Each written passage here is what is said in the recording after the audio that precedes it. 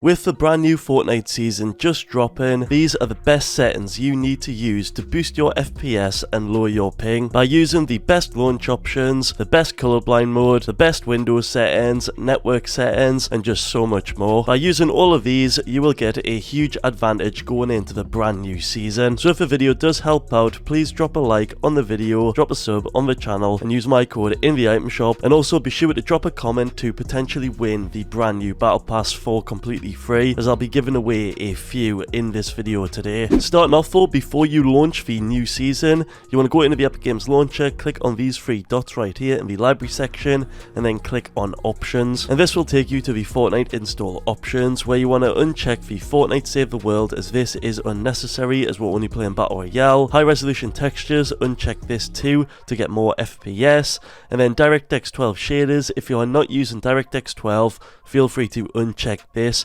However, if you are, you actually want to make sure this is checked. And finally, this brand new setting, disable cosmetic streaming, make sure this is checked, as you will get lower ping and just overall better performance in game. But these right here are the best ones to boost your FPS, to give you more storage, and then lower your ping as well. You then want to launch the game and go into the settings. All of these are pretty obvious. Resolution, you want to either use 1920 by 1080, which looks like this in the current season, or you can use a stretched resolution that looks like this in the current season. I'm currently using 1720 by 1080, which I think is the best resolution currently right now. If you want to know how to set it up as well, be sure to check out this tutorial on screen. Then from that, you've got all of these, which are personal preference. Rendering mode, I always put it on performance, as this will give you the best performance. For some people, DirectX 12 will give you great performance as well, but it's up to you and your current PC. As for the graphics, brightness currently looks like this on the default 100%. If we'll lower it down to 50%, here's what that looks like in game.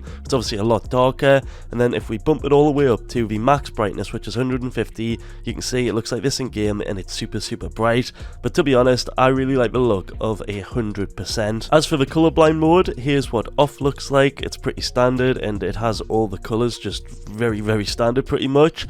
Deuteranop, here's what it looks like. This is obviously very dark. All the colors are just really darker, and some people prefer it, some people don't. As for Protanope, it's similar to Deuteranope, but slightly brighter. It's not as dark, and here's what it looks like in game obviously. And then finally we've got Tritanope, and this really does brighten up the game. It makes everything just look super vibrant, as you can see right now. And moving on from that, we've got the graphics quality, and all these settings you want off or slash too low, except view distance. If you put this on medium or any higher, this will determine how far you can see the loot, which can give you an advantage. I myself really like medium. And as for textures, if you put this on any higher than low, this can boost FPS if you've got a high-end graphics card. But yeah, moving on from that, we've got advanced graphics, and here I highly recommend turning on the Nvidia Reflex low latency mode if you have got a pretty decent GPU. And what this will do is it'll essentially lower your input delay. Next, we've got the game settings, and all of these are pretty much personal preference.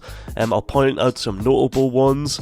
The auto confirm edits right here, this is a relatively new setting, and I made a video all about it explaining what each one does in detail. I'll leave a link in the description below. And if we actually scroll down a little bit more, all of these are pretty much the same.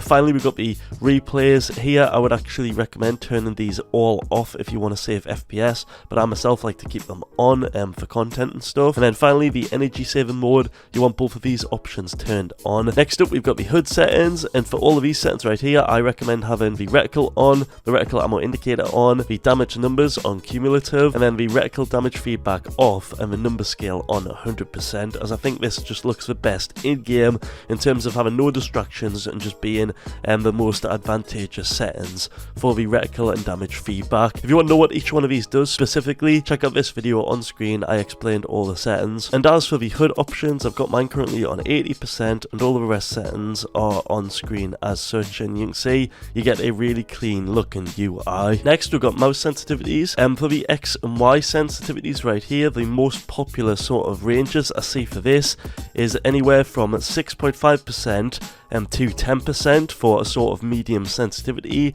And then as for the ADS or target sensitivity, this can be anywhere from 30% to 80%, and then for the scope it can be anywhere from 80% to 100%. Using 800 mouse DPI by 1000 Hz, default Windows sensitivity, and then mouse acceleration turned off. And moving on from that, we've got the keyboard movement, and I highly recommend using this as it's basically controller movement. I recommend having the forward on 55, the strafe on 90, and then the backward diagonal on 135. I think these are overall the best settings for it. It's actually the settings that Bugger himself uses. A link to that video on screen right now. Next, we've got the audio settings, and all of these are personal preference. Configure them how you like. What's not though is sound quality. This actually does affect your performance. And 3D headphones, again, personal preference. I prefer this off, but some people like it on. However, the visualized sound effects should be on, as this does give you a huge advantage. And there's a reason for why pro players are still using this setting in-game. Next, we've got keybinds, and here I'm going to put on two popular keybind sets on screen. One that's purely using the keyboard buttons in themselves, and then the other set will actually use mouse buttons. So these are pretty standard. They're the most popular ones pretty much. They're very common, and what I recommend doing is actually trying out both of these sets and then just slightly configuring them to your personal preference and what's the most comfortable for you. And after you've set up those settings right there, be sure to apply and click restart, and you will be all good to go to have the best settings. Next, we're going to configure the best Nvidia settings. Inside the 3D settings, I use the advanced 3D image settings, and if you click take me there, it'll shoot you over to these settings where they're all customizable. These are my current settings right here. I'll just slowly scroll down so you can see all of them. These, in my opinion, will optimize your PC the best, or at least for my PC. You can tweak them slightly. As for the change resolution, this is where you change the resolution of your game. Currently I'm on 1920. Here is where you change the colours of your game. A lot of people mess with the digital vibrance, but mine is on the default one currently.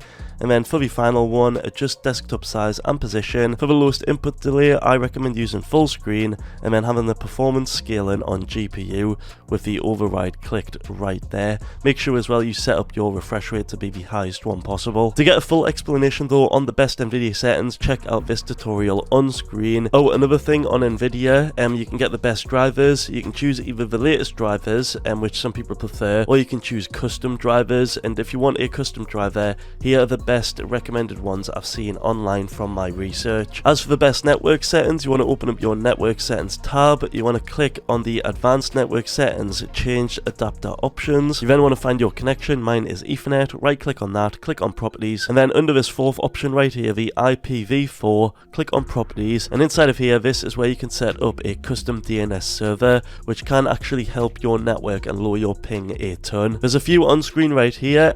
Each one will work differently for you. To actually find which one works best and gives you the lowest ping, you can actually go into the DNS and type in ping, and then the custom DNS you want to test out, and you'll see which one gives you the lowest amount of ping. You can then go back and put it into here, click OK, set it all up, click close, and you should have lower ping. And finally, in the Windows settings, inside of the control panel here, if you click on system, then on power and sleep, then on additional power settings, you can select high performance to actually get more performance, but it may use more energy. You can also go into gaming, click on the game bar, make sure that is disabled, click on game mode on the left hand side and make sure that is enabled, as it optimizes your PC. And then if you also click on graphics settings, make sure the hardware acceleration GPU scheduling is turned on, as this also reduces latency and improves performance. And you can also select the specific game of your choosing. You can also go into apps, and if you click on the startup apps at the bottom, I recommend unchecking any apps that you really don't use and you don't require to have starting up when you do launch your PC. I like to have Epic Games